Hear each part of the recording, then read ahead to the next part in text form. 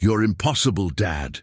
The words hung in the Thanksgiving air like shattered glass. My daughter's face, twisted with rage, was barely recognizable as the little girl I'd once tucked in at night. Her husband smirked behind her, champagne glass tilted pretentiously. I simply raised my glass and said the four words that would change everything: to truth, which always appears. Before we continue, make sure to subscribe to the channel and tell us in the comments where you're listening from. I never meant to become a hero in my own story. Heroes are supposed to be young, strong, and confident.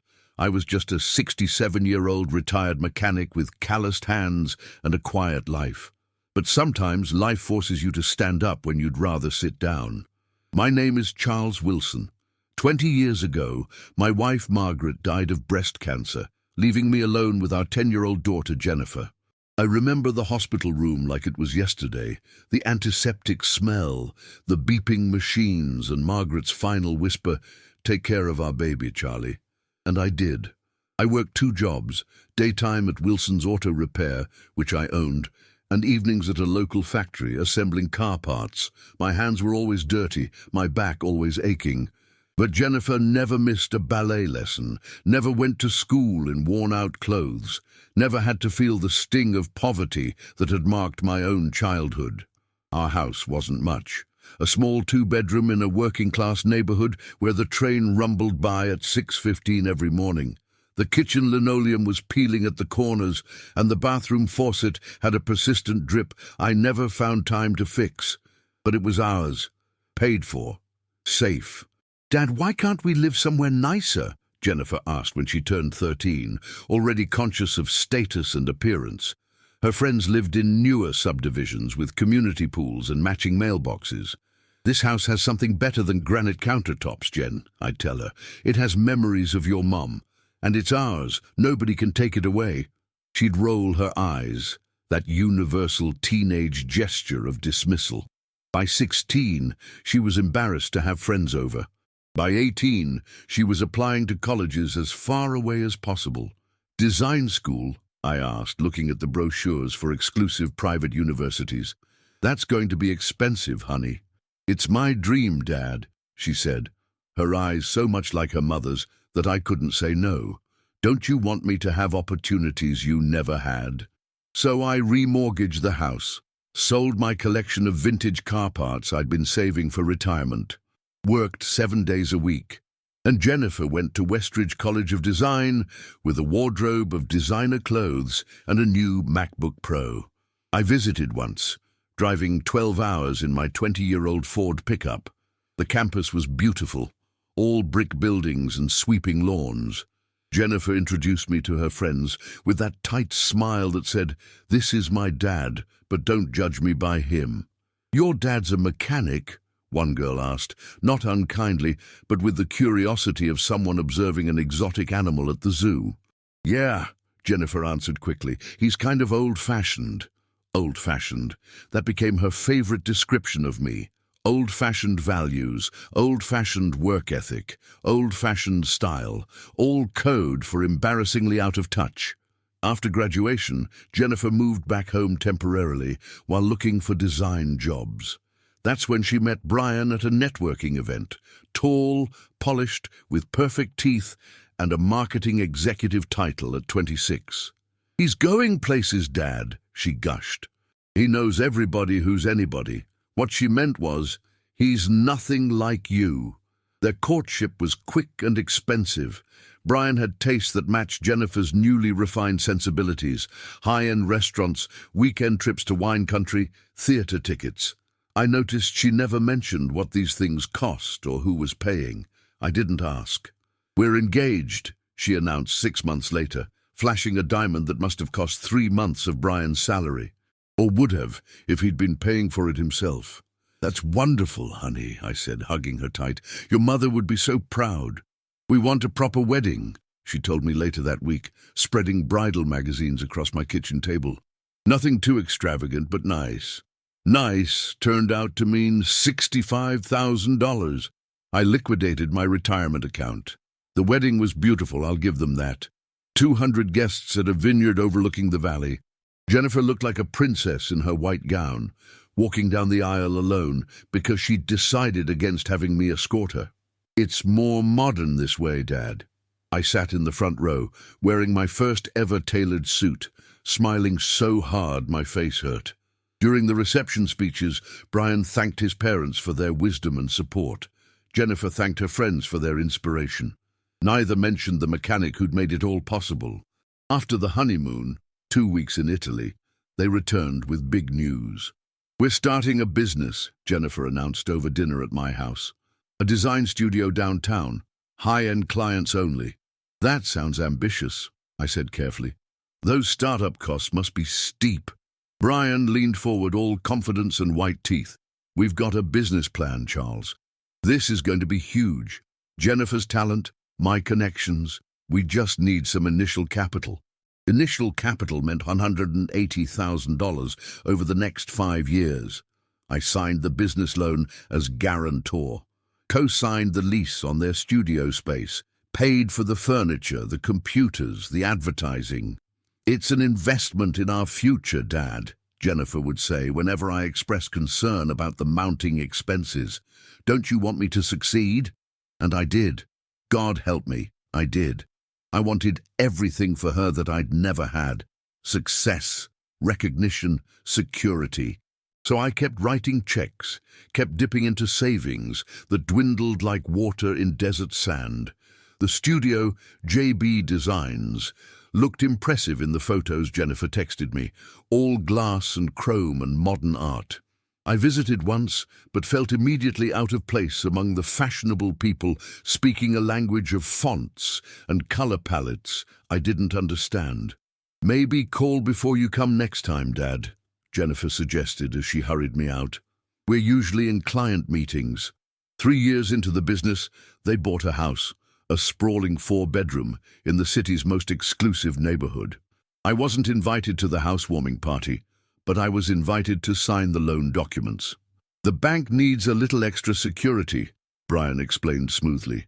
"Just a formality that tied my house to theirs. If they defaulted, I'd lose everything."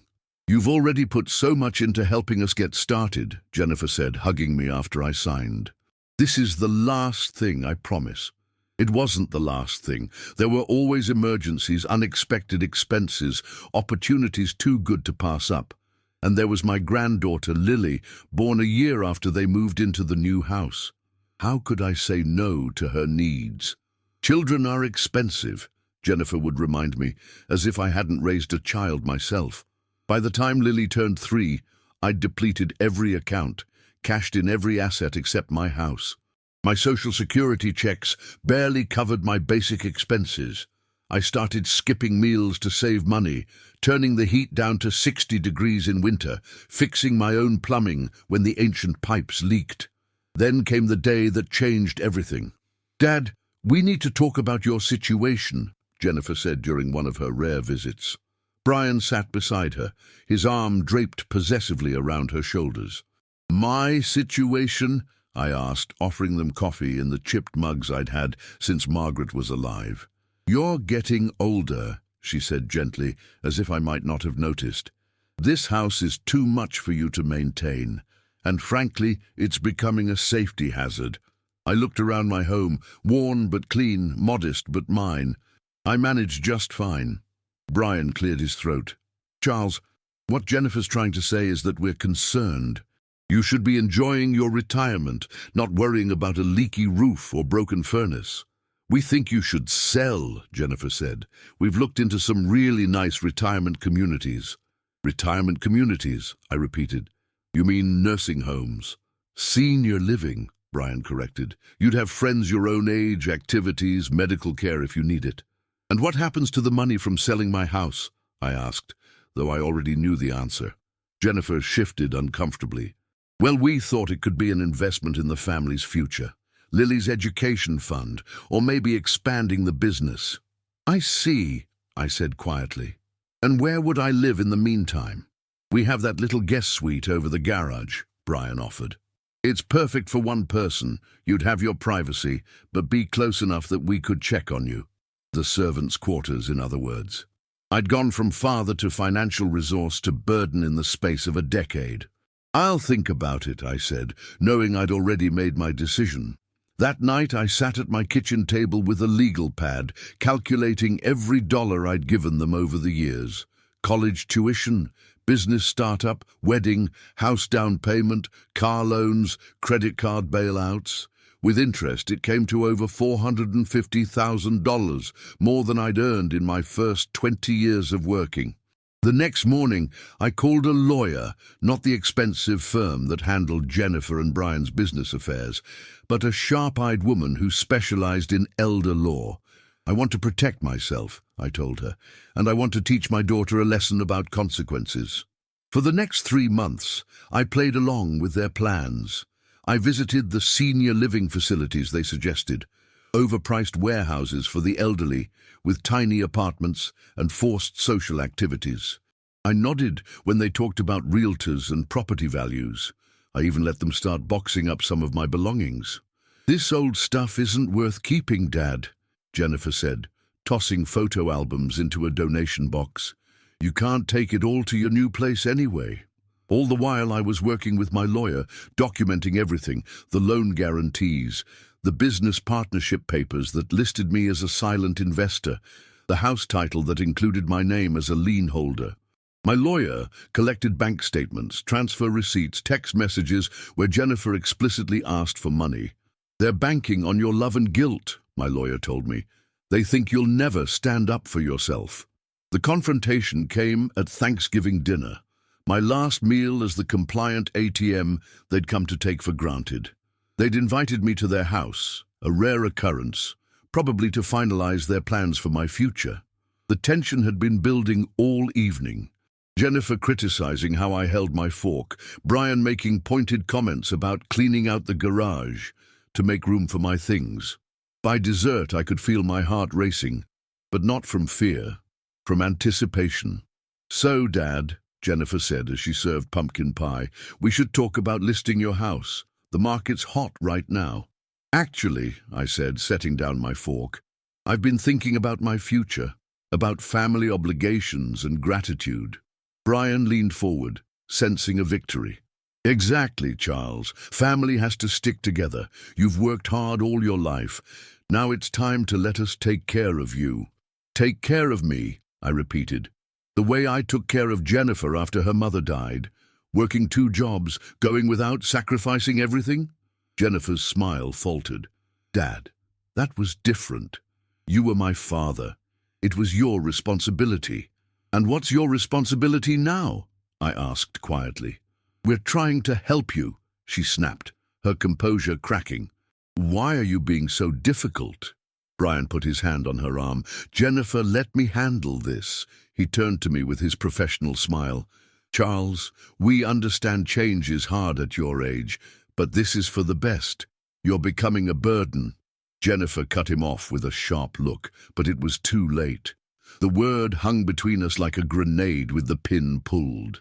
"A burden," I said softly. "Is that what I am to you now?"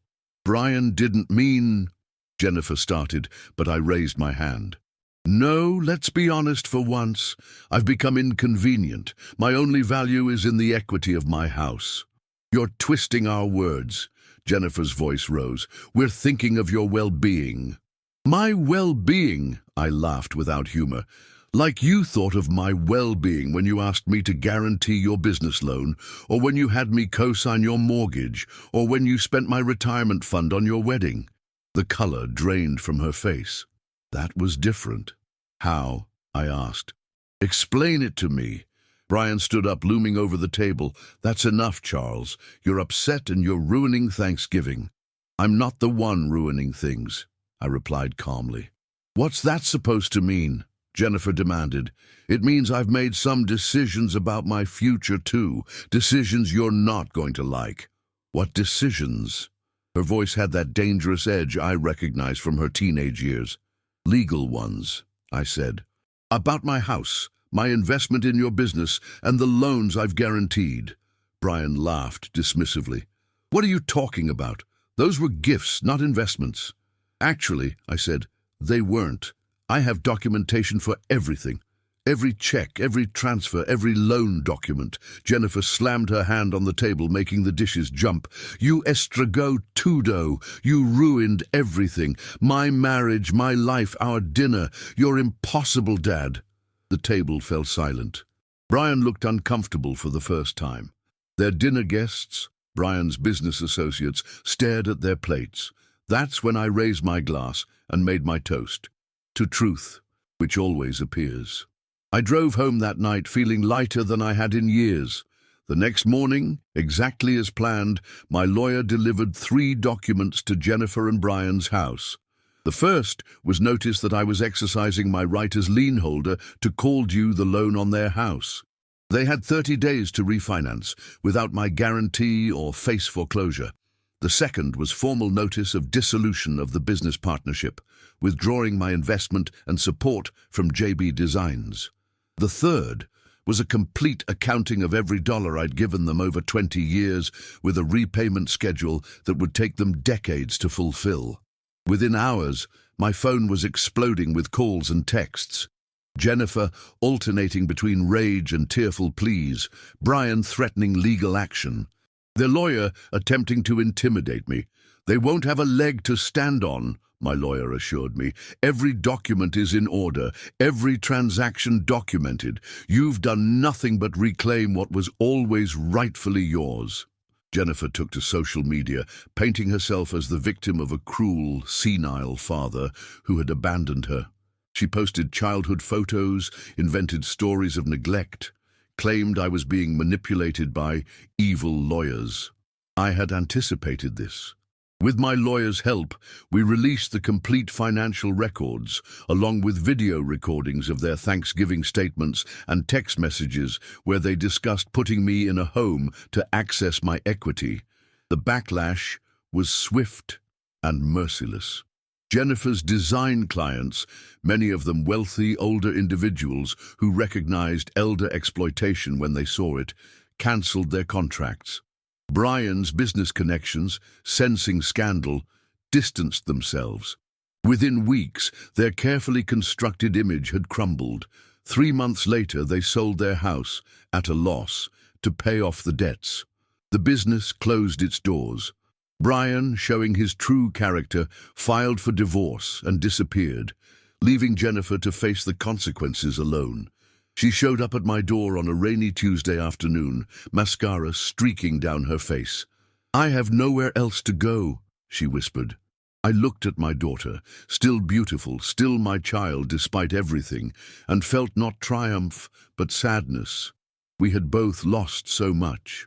"You can stay," I told her, "but there are conditions." "Anything," she said desperately. 3 months to prove you've changed. You'll get a job, a regular job, not a fancy design studio. You'll contribute to household expenses, and most importantly, you'll show respect, not just to me, but to yourself. Jennifer moved into her old bedroom that day. It was strange having her back, this grown woman in the space where a little girl had once played with dolls and dreamed of being a princess. The first week was awkward, tense with unspoken recriminations. Jennifer slept late, spent hours on her phone, left dishes in the sink. Old habits of entitlement died hard. "This isn't working," I told her after she missed a job interview. "You're not trying." "What do you want from me?" she cried. "I've lost everything. My husband, my business, my house." "You haven't lost everything," I said quietly. "You still have your health, your education, your skills, and you have a father who still loves you, despite everything." Something in my words seemed to reach her. The next morning she was up before me, the coffee already made. "I have another interview today," she said, "at a flower shop downtown. It's minimum wage plus commission." "Honest work," I nodded. "Your mother worked at a flower shop when we first met." Jennifer looked surprised. "I didn't know that." "There's a lot you don't know about your parents," I said. "We weren't always old and boring." She actually smiled. A small, genuine smile that reminded me of the little girl who'd once thought I hung the moon. The flower shop hired her. Jennifer came home that first day exhausted, her feet aching, her designer clothes stained with water and petals. "It's harder than I thought," she admitted, "standing all day, dealing with customers, learning all the flower names." "Most work is," I said. Over the following weeks, a change came over her. She started getting up earlier, taking more care with her appearance, but in a simpler way, less makeup, practical clothes. She began cooking dinner some nights, asking about my day, showing interest in my life beyond what I could provide financially. One evening, as we sat on the porch watching the sunset, something we hadn't done since she was a child, she asked the question I'd been waiting for. "Why did you do it, Dad? Why didn't you just tell me no all those years?" I thought carefully before answering. "Because parents want their children to have more than they did. Because I promised your mother I'd take care of you. And because sometimes loving someone means giving them what they want instead of what they need." "And now," she asked softly, "now I'm giving you what you need instead of what you want. That's love too." Jennifer now lives in a small apartment near the flower shop, which she manages after the owner retired last year. She's dating a carpenter who treats her with kindness and respect. They come to dinner every Sunday, and Jennifer listens to my old stories with new interest, asking questions about her mother, about my life before she was born. Sometimes people ask if I regret what I did, if the lesson was too harsh, the consequences too severe. I tell them that real love isn't about making someone's life easy. It's about helping them become the best version of themselves, even when the process is painful. The truth always appears, sooner or later. Sometimes we need to be stripped of everything we thought we wanted to discover what we truly need. Jennifer needed to learn the value of work, of honesty, of genuine relationships. And I needed to learn that being a good father sometimes means standing firm rather than giving in. My house is still mine, my retirement modest but secure. Jennifer and I are rebuilding our relationship on a foundation of mutual respect rather than financial dependence. It's not perfect, nothing real ever is, but it's honest, and after a lifetime of sacrifice, that's the inheritance I most wanted to leave my daughter. If you enjoyed this story, please like the video, subscribe to the channel, and share your thoughts in the comments. To hear the next story, just click on the box on the screen. Thank you so much for listening.